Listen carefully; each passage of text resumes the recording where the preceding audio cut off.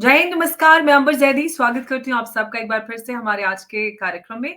और आज का कार्यक्रम बहुत खास होने वाला है क्योंकि जो भारत में हम देख रहे हैं एक बड़ा बदलाव। और भारत के अंदर की बात करें या भारत के बॉर्डर्स की बात करें, बहुत कुछ हम बदलते देख रहे हैं। और बहुत सारे इस तरह के स्टेटमेंट्स, मीटिंग्स और इस कई सारे ऐसे डेवलपमेंट हैं। चाहे हम सिलीगुड़ी कॉरिडोर को लेकर हम रिसेंट हुई मीटिंग की बात करें, जो कि चिकन स्नैक की सिक्योरिटी को बढ़ाए जाने की बात हो रही है, चाहे चिकन स्नैक की बात करें या फिर हम अरुणाचल प्रदेश की बात करें, पूर्वी प्रचंड प्रहार एक्सरसाइज की बात हो, या फिर हम ईस्ट और वेस्ट दोनों में ही हमने एक्सरसाइजेस देखी, ऑपरेशन त्रिशूल देखा। और हम चाहे अपने आर्मी जनरल्स के बयानों की बात करने से लेके हम रक्षा मंत्री के रीसेंट बयान पे आए, बहुत कुछ चल रहा है। बहुत बड़ा बदलाव हमें भारत की पॉलिसी में नजर आ रहा है। सबको समझने की कोशिश करेंगे कि आखिर ये जो चीजें हमें नजर आ रही हैं, इसका क्या कनेक्शन है, कैसे भारत इन चेंजेस की तरफ आगे बढ़ रहा है और क्या हम इसका परिणाम भविष्य में देखेंगे। इस पर चर्चा के लिए हमारे साथ मौजूद हैं गिरिधर मावड़ी जी। बहुत स्वागत है सर आपका। जय हिंद, नमस्कार। अंबर जी, आपको, आपके दर्शकों को, सबको मेरा प्रणाम, नमस्कार। जय श्री राम, हर हर महादेव, जय श्री कृष्ण। जय श्री कृष्ण। सर, भारत के हम अगर बॉर्डर्स की बात करते हैं, वेस्ट की बात करें तो वेस्ट पे हमेशा हलचल रही है। वेस्ट से अब ईस्ट पे भी हम वेस्ट और ईस्ट में दोनों एक्टिवेट हो रहे हैं। और चाहे उनके नेवल चीफ की बात करें, जनरल शमशाद मिर्जा की बात करें, आईएसआई और पाकिस्तान के बीच में जो इंटेलिजेंस शेयरिंग से लेके इतने प्रगाढ़ रिश्ते हो रहे हैं। चिकन स्नैक पे सिक्योरिटी बढ़ाने की बात हो रही है। अरुणाचल प्रदेश में हम देखें, इतनी सारी हम एक्सरसाइजेस होते हुए देख रहे हैं। अब भारत खुलकर आ रहा है। हमारे रक्षा मंत्री अब सिंध की बात कर रहे हैं। इतना कुछ बदल रहा है। हमारे आर्मी जनरल्स खुलकर पाकिस्तान को चेतावनी दे रहे हैं। ये सारी चीजें सर, इनको हम कैसे देखें? क्या कुछ हो रहा है देश में? बहुत कुछ हो रहा है अंबर जी। अब देखिए, एक ही बार सब कुछ हो रहा है। हम्म। जब आपकी पश्चिमी तट पर आपकी पूरे नेवी तैनात है, आपकी आईएनएस विक्रांत से लेकर पूरे अरेबियन सी में हमने बहुत से नोटम्स इश्यू किए हैं। नोटम की मतलब तो आप जानती हो, notice G to G. Airman. वो हमने दिया था। फिर पंजाब से लेके सर क्रीक तक हमारी तीनों सेना की टुकड़े, आर्मी, एयरफोर्स और नेवी, तीनों की हम्म, जॉइंट मिलिट्री एक्सरसाइज हुआ था। उसी समय यहाँ अरुणाचल प्रदेश में प्रचंड पूर्व प्रहार वो हुआ था। वो भी ट्राई सर्विसेज की थी। हम्म, और ये खत्म होते ही उत्तराखंड में राम प्रहार करके एक और हुआ था। हम्म, कंटिन्यूअसली हम कुछ ना कुछ एक्सरसाइज कर रहे हैं। हम्म, और अब देखिए, बयान देखिए क्या क्या आ रहे हैं। पहले जनरल द्विवेदी जी, जो हमारी आर्मी चीफ है, उनके बयान से क्या था, 88 घंटे का हमने जो किया था ऑपरेशन सिंदूर में, वो एक मास एक ट्रायलर था। बहुत कुछ होने वाला है। अब इस बार कुछ हरकत करेगी पाकिस्तान तो हम बहुत कुछ करेंगे, करने के लिए तैयार। उसके हम्म, तुरंत बाद ये राम प्रहार की जो एक्सरसाइज खत्म होते ही हरिद्वार में खत्म हुआ, उत्तराखंड में हुआ। खत्म होते ही उनकी जो आर्मी की जो वेस्टर्न कमांड की जो क्या कहते हैं उसको, चीफ है, मिस्टर जनरल कटियार, हम्म, वो उनकी बयान था कि अ, हम पाकिस्तान को जितने भी शिकस्त देते हैं, जितने भी मारते हैं, वो आपके हार मानने के लिए तैयार नहीं है। वो हार तभी मानेगी जब हम उनके जमीन को हम हड़प लेंगे, और जब हम्म, हम एक्चुअली उनकी टेरिटरी हम कब्जा करेंगे, तभी इनको अकल आएगा। इस बार वो कुछ गलत काम करता है तो हम वो करने के लिए ये तैयारी कर रहे हैं। सीधा साधा ऑफिशियली बोला है। उत्तराखंड क्यों चूज किया? क्योंकि उत्तराखंड जो है, वहां बहुत से नदियां बहते हैं। अब नदियों को पार करते हुए अब कैसे जाना है? शत्रु के डिफेंसेस होंगे उधर, उनके माइंस लगा रखेंगे वो लोग। जितने भी ब्रिजेस हैं उनको तोड़ देंगे। अब इनको पार करके कैसे जाके उसको आप कब्जा करोगे? तो उसकी एक्सरसाइज, उसकी तैयारी हो रही थी उत्तराखंड में। क्यों? क्योंकि पंजाब में, पाकिस्तानी पंजाब के एरिया में वो लोग बहुत से कैनाल्स बनाए। तो पानी के नहरें हैं, बहुत से कैनाल्स है उधर। कैनाल्स को पार करके आप उस टेरिटरी को कब्जा करना हो, तो उनकी तैयारी होनी है। क्योंकि वो आपके लिए खतरे हो सकते हैं ना। आप यहाँ खड़े हो, पीछे खड़ा है, वहां से आप आगे जाने के लिए बीच में पानी है, कैसे जाओगे आप? तो हम्म, मिनटों में आप उसके ऊपर पेंटोन ब्रिज बनाना है, फिर आपकी ट्रायंक्स, आपकी फील्ड गन जो भी है वो जाना है। और उनके आर्टिलरी फायर को आप काउंटर करोगे, उनके ड्रोन्स को कैसे काउंटर करोगे, ये सब तैयारी होना है, वो उत्तराखंड में होगा। मतलब आप समझ सकती हो कि क्या कोऑर्डिनेशन हो रही है, क्या-क्या हो रही है। और इसके बाद राजनाथ सिंह जी हमारी रक्षा मंत्री, उनका बयान क्या था कि किसको पता है कल के दिन सिंध भारत में मिल जाए, किसको पता है करके छोड़ दिया। मगर देखिए सिंध एक उनके टेरिटरी है, उनके एक स्टेट है, जहां इतना उसको इतना खतरा नहीं है, इतना प्रॉब्लम्स नहीं है। उधर भी है। ये चोलिस्तान में जब नहरें बनाने के लिए प्लान किए थे, तो वहां भी लोग उठ खड़े हो गया, सिंध में भी। मगर फिर भी आसिफ अली जरदारी उनका प्रेसिडेंट है, बिलावल भुट्टो ये सब सिंध से बिलोंग करते हैं, तो सरकार से मिला हुआ है, तो ठीक है, वो थोड़ा उसको कंट्रोल में रखा है। तो राजनाथ सिंह जी के बयान के बाद बहुत से वहां भी हलचल मच गई। फिर उनके हुँ, बयान देखा है हमने, पाकिस्तान की सरकार के बयान देखा है। तो हम तो जाके उसको अड़पने वाला नहीं है। बस राजनाथ सिंह जी का ये कहना है कि वो भी आ सकता है, किसको पता है। तो इतना बोल के छोड़ दिया, मतलब इतना डाउट उसमें पैदा कर दिया कि हम इसके बारे में कुछ सोच रहे हैं।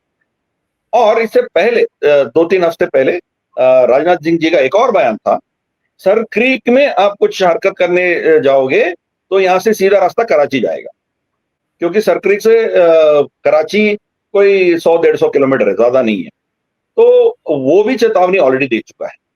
फिर ऑपरेशन सिंदूर होने के बाद राजनाथ सिंह जी आपकी जो आईएनएस विक्रांत है, उसके ऊपर जाके उनको थोड़ा ठंड करने के लिए, उनको थोड़ा क्या कहते हैं उसको बूस्ट अप करने के लिए उनका बयान था कि इस बार आपको ऑपरेशन सिंदूर में इन्वॉल्व नहीं किया नेवी को, मगर हुँ, अगली बार जो भी ऑपरेशन होगी आपसे शुरू होगा। और जब नेवी जंग में उतरेगी, पाकिस्तान एक देश नहीं रहेगा। ये सीधा-साधा बोला था। और हुँ, कंसिस्टेंटली आप चाहे वो आपके द्विवेदी जी हो, आपके जनरल द्विवेदी जी हो, राजनाथ सिंह जी हो या बाकी हमारी सरकार के मिनिस्टर्स हो, इनके कंसिस्टेंट बयान है कि अगले बार पाकिस्तान कुछ करेगा, तो उनका इतिहास बदलेगा और उनके भौगोल बदलेगा और बॉर्डर्स चेंज होते रहेंगे, ऐसा राजनाथ सिंह जी का बयान। अब देखिए, अब तक भारत सरकार की एक पॉलिसी थी कि सरहदें बदल नहीं सकते हैं। एक बार हो गया तो हो गया। मोदी जी का भी एक एक इंटरव्यू, पुरानी वीडियो एक वायरल है। कोई उनसे पूछा था, एक मुस्लिम जर्नलिस्ट पूछा था उनसे, शायद शाहिद सिद्दीकी होंगे या कोई और पूछे थे उनसे, कि आप पीओजे के वापस लेना चाहते हो, क्या करना चाहते हो एलओसी के बारे में? तो मोदी जी का कहना है कि अब जो है सो है, मैं इससे आगे इसको बदलना नहीं चाहता हूँ। फिर वहाँ की पूरे प्रॉब्लम्स हमारे ऊपर सर पे लेने के लिए तैयार नहीं है। अब जो है ठीक है। और जब गलवान की घटना हुई थी, उस समय भी मोदी जी का बयान था कि सरहदें बदलते नहीं है, सरहदों को रिस्पेक्ट करना चाहिए। हुँ, तो अब सरहदों को बदलने का क्षमता किसी के पास नहीं है। आप हमारी सरहद के अंदर नहीं आ सकते हो, हम आपके सरहद के अंदर नहीं आ सकते हैं। इसलिए ये हरकत बंद करो। ये चाइना को मैसेज था। उस बयान से लेकर आज राजनाथ सिंह जी का और जनरल द्विवेदी जी का स्टेटमेंट देखेंगे, तो सरकार में बदलाव आया है। वो स्टेटस को माइंडसेट से अभी ये कह रहे हैं कि हम सरहदें बदलने के लिए तैयार है। ये बहुत बड़ी डेवलपमेंट, बहुत बहुत बड़ी डेवलपमेंट। तो हमारी भारत की सोच जो थी पहले 1947 से लेकर, बहुत सी चीजें पिछले कुछ साल में बहुत कुछ बदल गया। एक हमारी जो न्यूक्लियर डॉक्ट्रिन थी, नो फर्स्ट यूज हम नहीं करेंगे, मगर हमारे ऊपर अटैक होगी तो हम फुल अटैक करेंगे। मतलब नो होल्ड्स बार्ड, मतलब पाकिस्तान करेगी, पाकिस्तान के एक भी शहर हम नहीं छोड़ेंगे, सबको हम तबाह कर देंगे। ये हमारी डॉक्ट्रिन थी। मगर मनोहर पारिकर जी जब डिफेंस मिनिस्टर थे, उसको थोड़ा उसमें तो बदलाव लाया। क्या बोला है, हमारी डॉक्ट्रिन तो नहीं बदली है, मगर हम क्या करेंगे, जब हमारे पास कोट अनकोट क्रेडिबल इंफॉर्मेशन मिलेगा कि पाकिस्तान हमारे ऊपर न्यूक्लियर अटैक करने जा रही है, वो न्यूक्लियर अटैक करने तक हम वेट नहीं करेंगे, हम जाके ठोकेंगे। ये उनका बयान था। अबे भाई, ये क्रेडिबल इंफॉर्मेशन आपको कहां से मिलेगी? पाकिस्तान थोड़ी बोल रहा है कि हम आपके ऊपर न्यूक्लियर अटैक करने जा रहा है, थोड़ी बोलेगा हमें। कहां से मिलेगा आपको क्रेडिबल? कौन क्रेडिबल बोलेगा? अमेरिका के पास भी क्रेडिबल इंफॉर्मेशन था ना कि इराक में वेपन्स ऑफ मास डिस्ट्रक्शन थे। क्या हुआ बाद में? कुछ नहीं पता चला। अभी भी वही करेंगे। वो फटाफ या शाहीन या इनके पास बाबर, जो भी इनके पास मिसाइल्स है जो न्यूक्लियर बॉम्ब को लेके जा सकते हैं, वो एक भी फायर किया ना, हम कहेंगे इसमें न्यूक्लियर बॉम्ब है। शायद उसमें न्यूक्लियर मटेरियल ना हो, फिर भी हम कहेंगे ये तो ड्यूल यूज है। तो आपने फायर किया या फायर करने जा रहे हैं, हम जाके ठोक दिया, हम न्यूक्लियर अटैक कर दिया उसके ऊपर, तो कहेंगे हमारी फर्स्ट नो फर्स्ट यूज अभी भी चालू है। मगर आपने करने की प्लानिंग कर रहे थे, हम आपकी जो शाहीन मिसाइल एक्टिवेट होते हुए देखा, इसलिए हमने ठोका है। तो इसलिए टेक्निकली हमारे पास नो फर्स्ट यूज नहीं है, खत्म हो गया। ठीक है ना? पाकिस्तान बहुत कुछ कर रहा था। पहला मुशर्रफ का एक डॉक्ट्रिन था कि यहाँ जो राजस्थान और गुजरात के तटे हुए जो क्या कहते हैं उसको, सिंध के जो जितने भी एरियाज हैं, उधर भी थार डेजर्ट है, वहां आबादी बहुत कम है, तो वहां पाक की फौज नहीं रहती है, वो पूरा ऐसे ही छोड़ छोड़ रखा है। वो समझता है कि भारत वहां घुसना बहुत आसान है भारत के लिए, क्योंकि इट्स नॉट वेल डिफेंडेड। तब आप सिंध को कैप्चर करने के लिए सिंध में घुसेंगे, सिंध की 100 लोग, 200 लोग, 1000 लोग मरेंगे तो पंजाबी लोगों को कुछ फर्क नहीं पड़ेगा। भारत वहां घुसेगी तो पाकिस्तानी पंजाबी फौज को एक मौका मिलेगा भारत के ऊपर, दिल्ली या हमारी जो शहरों के ऊपर न्यूक्लियर अटैक करने का एक उनको जस्टिफिकेशन मिलेगा। ये मुशर्रफ का डॉक्ट्रिन। अब राजनाथ सिंह जी ने उसको भी बोल दिया कि हम जाके इधर कुछ कर सकते हैं, तो फिर वहां भी उनको फौज खड़ा करना पड़ेगा। भाई एक सिंध था जहां इनके फौज नहीं था, बाकी बलूचिस्तान में, खैबर पख्तूनख्वा में, पंजाब में, पीओजेके में पूरे इनके फौज बिछा हुआ है। अभी सिंध में भी आके बैठ जाएगा तो कहाँ, मतलब इसका खर्चा कितने हो जाएंगे, और ये उसको कर नहीं सकता है।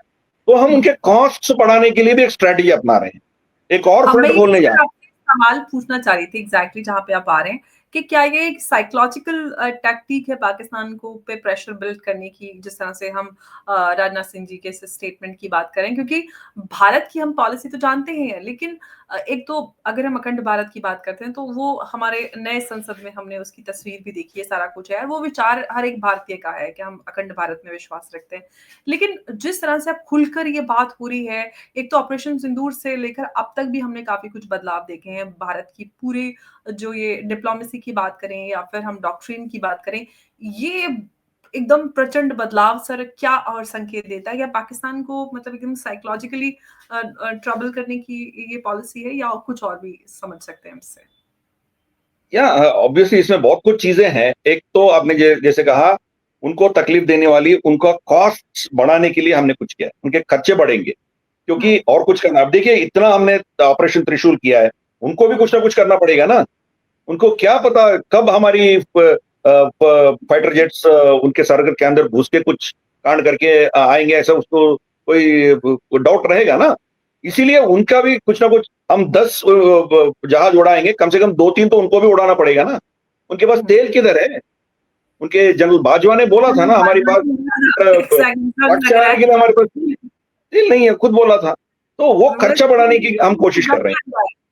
मेंटेनेंस भी नहीं है, तेल तो है नहीं, जंग लग रहा है बोला था उन्होंने, तेल की वजह से बिल्कुल बिल्कुल बिल्कुल, इसीलिए उनको कॉस्ट बढ़ाएंगे।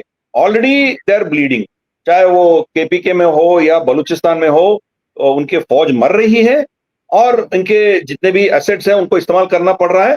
और जब भारत के ऊपर कुछ करने की वो नौबत आएगी, समय आएगा, वो कर नहीं पाएंगे। उनके पास इतने मतलब हथियार खत्म हो जाएगा। युद्ध एक्सरसाइज करते करते वो थक जाएंगे। उस पे उनको हम धक्का दे रहे हैं, धीरे धीरे से उसको, उनकी क्षमता को खत्म करने का कोशिश हम कर रहे हैं। वो एक है। साइकोलॉजिकली वो नींद सो नहीं सकता है, कब वो बंकर में जाके छुपना है 5 मिनट के नोटिस के अंदर अंदर, उसको पता नहीं चल रहा है। तो ये चीज है, बंकर भी महफूज नहीं है। हमने नूर खान में जाके उनके बंकर भी हमने मार दिया, जहां इनके न्यूक्लियर अटैक की जो इनकी जो फौज थी, उसको मार दिया हमने। सर अब तक रिपेयर तक नहीं करा पाए वो। हाँ, नूर खान और रहीम यार खान अब तक रिपेयर नहीं कर पाए। ये कैसे करेंगे भाई? उनको जमीन के नीचे 4 फ्लोर्स हमने मार दिया, और वहां जो इनके न्यूक्लियर कमांड की जो टीम थी वो सब मर गया उसमें। तो फिर ये क्या करेगा? और रही अखंड भारत की बात। अब देखिए, अखंड भारत तो एक कॉन्सेप्ट है। अखंड भारत का ये मतलब नहीं है कि पूरे अखंड भारत दिल्ली से उनकी शासन चलती है ना। हमारी उस समय में भी हमारे पास 18 महाजनपद थे, फिर गणराज्य थे, उपगणराज्य थे, मगर सबको मिला के हमने अखंड भारत बोला है। जैसे वास्को डी गामा या कोलंबस ट्रावनकोर की रास्ता ढूंढने के लिए नहीं आए थे ना, वो भारत के सी रूट डिस्कवर करने के लिए आए थे वो लोग। तो ट्रावनकोर एक अलग देश था ना, उनका अलग कॉन्स्टिट्यूशन था, अलग राजा था, बहुत उनका पूरा अलग था। मिसकंसेप्शन रहता है कि उन्होंने डिस्कवर किया था इंडिया को, लेकिन वो सिर्फ रास्ता भारत का ढूंढा था, भारत तो पहले से एग्जिस्ट करता था। बहुत सारे लोग बोलते हैं अरे उन्होंने डिस्कवर किया था। वो नहीं किया वो था, उनको लाया गया। वहां साउथ अफ्रीका में हमारी गुजराती भाइयों ने वहां ट्रेड कर रहे थे, ये घबराते हुए आए थे उधर, तो इनको बोला चल हमारे साथ चल मैम दिखाते हैं। तो वो लोग उनको ले आए, इधर छोड़ दिया, मगर उनका पूरा नैरेटिव अलग था। मगर मैं ये कह रहा हूँ कि वो ट्रैवनकोर की रास्ता ढूंढने के लिए नहीं आए ना, वो आए थे भारत। मतलब ट्रैवनकोर अलग देश था, फिर भी उनको भारत माना गया ना। तो अभी भी अफगानिस्तान अलग देश हो सकता है, वो भारत ही है। अभी नेपाल अलग देश है, हमें उससे क्या प्रॉब्लम है? आप जा सकते हो, काठमांडू जा सकते हो, कहीं भी जा सकते हो, भूटान भी जा सकते हो, कोई वीजा की जरूरत नहीं है, ऐसे जाके आ सकते हो, श्रीलंका भी जा सकते हो। यही चाहते हैं ना हम। आप अलग निजाम रखना चाहते हो ठीक है, मगर एक अखंड भारत की इस दृष्टि से कोई भी कहीं भी जा सकते हैं, आ सकते हैं, शांति रहे, ये हम चाहते हैं ना। तो पाकिस्तान इसके खिलाफ भारत को तंग करने के लिए, गजवा हिंद करने के लिए, काफिरों को खत्म करके फिर यहाँ इस्लाम लाने के लिए ऐसी बकवास बकवास की सोच रखते हो, ऑब्वियसली भारत रिएक्ट करेगी ना। जी। और सर वो भी है उनका साथी ब्लीड इंडिया 1000 का। सर थोड़ा सा इधर ईस्ट पे भी आ जाइए, सिलीगुड़ी हम कॉरिडोर की बात करते हैं या चिकन स्नैक की, उधर भी पाकिस्तान और बांग्लादेश भी एक्टिवेट हो रहे हैं, इधर भी बहुत कुछ हो रहा है। तो उधर भी एक्सपेंशन की बड़ी सारी रिपोर्ट्स आ रहे हैं कि चिकन स्नैक बड़ा हो सकता है। जी, वो तो तैयारी है हमारी पास। अगले बार कुछ करना हो तो हम दो चिकन स्नैक है उनके, बांग्लादेश के। एक तो ऊपर जो सिलीगुड़ी कॉरिडोर है वो है, दूसरा चिट्टागोंग हिल ट्रैक्स वहां है। अभी चिट्टागोंग हिल ट्रैक्स बहुत बहुत बदनसीब हो गया, वो लोग बहुत गलती से उनको पाकिस्तान में दे दिया गया। वहां चिट्टागोंग हिल ट्रैक्स में पूरा चकमा रहते हैं, वो पूरे बुद्धिस्ट है, फिर भी वो एक इस्लामिक पाकिस्तान को दे दिया गया। तो वो लोग अभी भी मांग कर रहे हैं कि हम भारत में आना चाहते हैं और बांग्लादेश में नहीं रहना चाहते हैं। चिट्टागोंग में अभी भी 40% हिंदू है उधर। और मैं चिट्टागोंग गया हूं, उधर चट्टेश्वरी महामाता मंदिर है, शक्तिपीठ है। वहां चिट्टागोंग के बाहर मास्टर सूर्यसेन का उनके एक मेमोरियल है उधर। मास्टर सूर्यसेन एक रेवोल्यूशनरी था, अंग्रेजियों के खिलाफ लड़ने वाले, और बहुत रेवोल्यूशन को वहां खड़ा किया था। आप अंडमान जेल भी जाओगे तो चिट्टागोंग कॉन्स्पिरेसी केस में बहुत से लोगों को वहां काला पानी भेजा गया। तो ये सब हमारी सभ्यता थी, हमारी भारत का अटूट हिस्सा था। ब्रिटिश ने हमारी नॉर्थ ईस्ट को काटने के लिए ये सब बांग्लादेश, ईस्ट पाकिस्तान को दे दिया था, पाकिस्तान को दे दिया था। तो अब दोबारा कुछ हरकत होगी, कुछ करना हो, तो हम जब मौका मिलेगा उसको भी काट देंगे। तो पहला वहां वो जो रास्ता है वहां से सीधा हमारे समुद्र का कनेक्शन बन जाएगा, वो एक चीज है। फिर सिलीगुड़ी कॉरिडोर का भी हो सकता है। सिलीगुड़ी कॉरिडोर अब जो इतना छोटा है, 20-25 किलोमीटर का है, मगर जब चाइना के साथ जंग होती है, हम बांग्लादेश को खैर नहीं करेंगे, हम उसकी जमीन के अंदर से ही हम जाएंगे नॉर्थ ईस्ट स्टेट्स को जाने के लिए। तो वो शेख हसीना के साथ एक समझौता था कि आपको जरूरत पड़े इस जमीन को इस्तेमाल कर सकते हो, तो हमने उसको रेस्पेक्ट किया था। मगर जब मोहम्मद यूनिस जैसा एक जिहादी आके बैठेगा, तो हमारी देश के इंटरेस्ट में हमें जो करना है वो करेंगे। सिंपल सीधी सी बात है। ये ऐसी बात नहीं है कि सरहद कभी फिक्स्ड होगा। अब इंसान की इतिहास में आप एक ऐसा सरहद दिखाइए जो परमानेंट था। कभी भी कोई भी परमानेंट नहीं रहेगा। 47 से लेके हमारी सरहदें कितने बदली हैं। हमने अक्सई चिन खोया, फिर पीओजे के खोया, फिर अरुणाचल में कुछ इलाके अभी भी चाइना के कब्जे में हैं।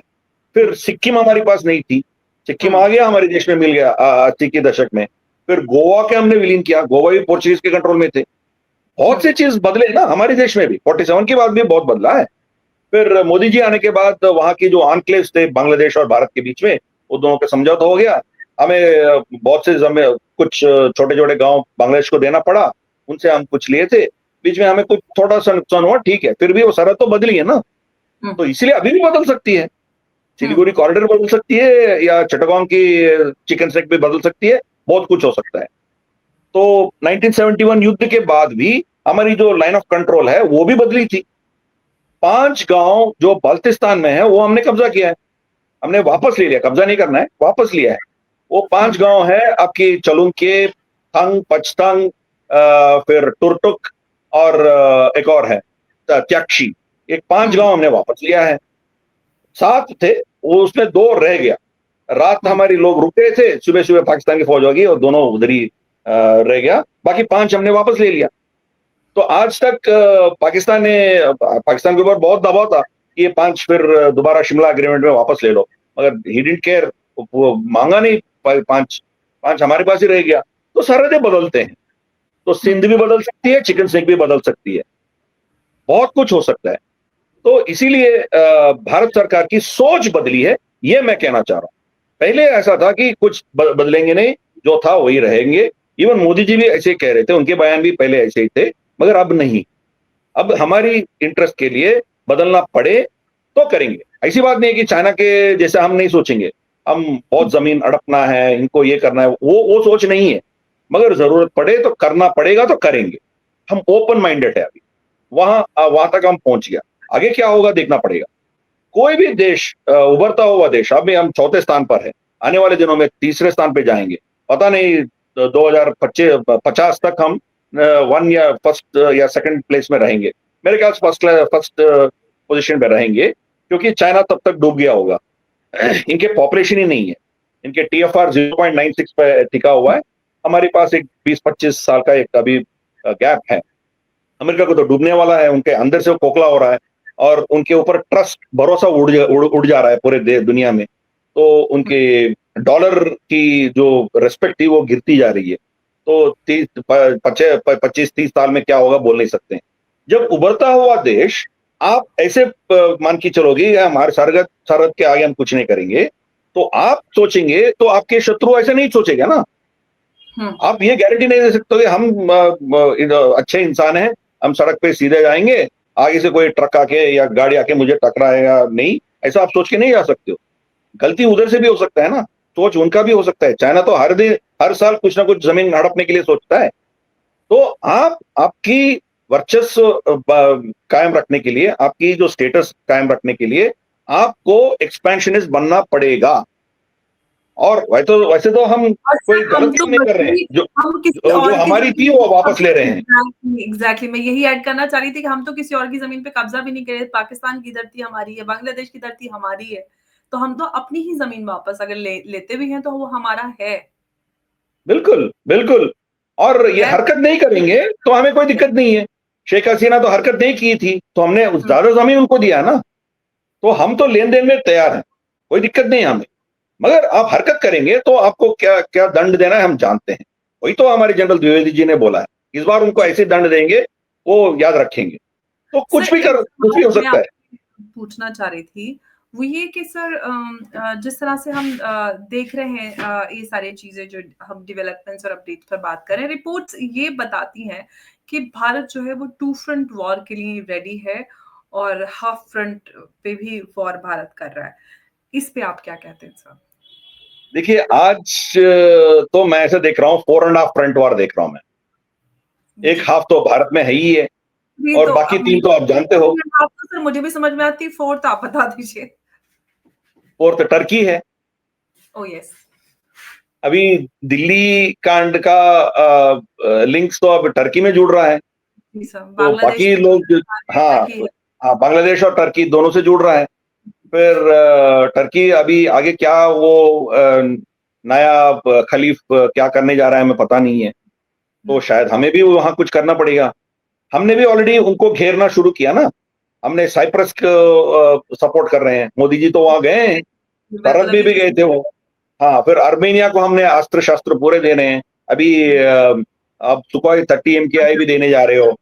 फिर ग्रीस के साथ हमारी बहुत अच्छा रिश्ता है। ग्रीस में भी हम लॉन्ग रेंज मिसाइल्स उनको देने जा रहे हैं। फिर हुँ, हमारी शिप्स वहाँ डिस्प्यूटेड जितने भी समुद्र है उसमें हम गश्ती लगा रहे हैं, हुँ, ग्रीस के समर्थन में। उनको हुँ। घेरने का काम हम भी कर रहे हैं ना, हम छोड़ेंगे नहीं उसको। वो कुछ हरकत करेगा तो उसको कैसे सबक सिखाना है हम भी जानते हैं। पहली भारत वैसे नहीं थी ना, पहले भारत जी। तो आप हमारी सरहद के अंदर मत आओ, हम वो आपके सरहद में क्या होगा पहले हमसे तो कोई हम लेना आपकी देना सरहद नहीं है। आप हमारी सरहद में आओ तब भी हम नहीं आएँगे, ये हो रहा था ना पहले तो सर। हाँ, बिल्कुल, बिल्कुल। अब ऐसा नहीं है ना, मोदी जी भी बहुत बार कह चुका है, आपके घर में घुस के मारेंगे। तो अब जी, वो भी बदल गया, आपके घर ही नहीं रहेगा। तो मतलब धीरे-धीरे से हमारी डॉक्ट्रिन चेंज होती जा रही है। तो ये चाहिए, जब तक ये नहीं रहेगा, तब तक आप एक बड़ा शक्ति बन के नहीं उभर सकते हो। एक हुँ, 20-25 साल पहले तक जापान नंबर 2 इकोनॉमी था, मगर जापान का अपना कोई अस्तित्व नहीं था। उनके पूरे कॉन्स्टिट्यूशन यूएसए ने बनाया था। वहाँ कोई 100 के ऊपर उनके ठिकाने हैं, अमेरिकन आर्मी के फौज के, उनके कैंटनमेंट्स हैं उधर। वो कुछ भी करने जाते हैं, अमेरिका का परमिशन लेना पड़ता है। तो दूसरा नंबर पे होने के बावजूद उसको कौन रिस्पेक्ट दे रहा था? कोई उनको भाव नहीं दे रहे थे। हुँ, तो अभी भी वो भारत के नीचे चला गया, चौथा नंबर पे है जापान। मतलब 4th हुँ, लार्जेस्ट इकोनॉमी अभी भी, मगर जापान को कौन केयर करेगा? मगर रशिया देखिए, रशिया का इकोनॉमी क्या है? भारत में 1/3 है। वो कोई $2 ट्रिलियन भी नहीं है उनका, 2 ट्रिलियन से भी नीचे है रशिया का। रशिया से पूरा यूरोप डर रहा है, पूरा नेटो डर रही है, चाइना डरती है, मतलब पूरा दुनिया में इनका वर्चस्व क्या है? इज़राइल कितनी देश है? उनका 1 हुँ, ट्रिलियन भी इकोनॉमी नहीं है। फिर भी पूरे इनके गल्फ के जितने भी इस्लामिक देश है, वो पूरे उनसे डरते हैं। क्यों भई? कहीं भी जाके कुछ भी कर सकते हैं, किसी को भी उड़ा सकते हैं वो। तो ये शक्ति जो है ना, वो जी, आपकी इकोनॉमिक शक्ति को आपको कायम रखना हो, आप दुनिया में आपकी रिस्पेक्ट हो, तो आप आपकी शक्ति और बल बल की जो शक्ति की प्रदर्शन करना पड़ेगा आपको। आप उससे हट नहीं सकते हो। आप एक शांति दूत बन के आप उभर नहीं सकते हो। This is the rule of the law. ये जंगल है। जंगल में आपकी नीतियाँ जो है घर में रखो, पर्सनली आप रखो। पर जब देश की बात आती है, you have to be aggressive. आपके पास कोई चारा नहीं है। You have to be aggressive. यही तो चाणक्य की नीति भी है।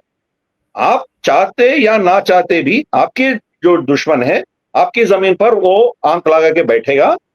उससे पहले वो कुछ कदम उठाए, आप जाके उसको खत्म करो। यही उनका मैसेज था। हुँ, इसीलिए we have to be like that. हम करना शुरू किया है अभी। अब देखिए हमारी फौज हमारी जो नेवी थी, ब्राउन वाटर नेवी थी। हमारी हुँ, सरहद से आगे नहीं जाती थी। हमारे ऊपर कोई अटैक करेगा, उनको डिफेंड करने के लिए खड़ी थी। अब ब्लू वाटर नेवी बन गया।